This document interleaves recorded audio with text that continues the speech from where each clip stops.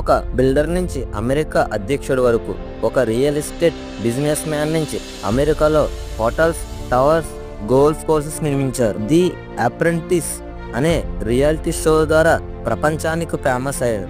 ఆ తర్వాత ఏకంగా అమెరికా అధ్యక్షుడయ్యారు. ఆయన పేరే డొనాల్డ్ జాన్ ట్రంప్. ఆయన 1946 జూన్ 14న న్యూయార్క్ సిటీలో జన్మించారు. ఆయన 2017, 2021 వరకు 45వ అమెరికా ప్రెసిడెంట్ గా పనిచేశారు. 25లో మళ్ళీ 47వ ప్రెసిడెంట్ గా ఎన్నికయ్యాడు.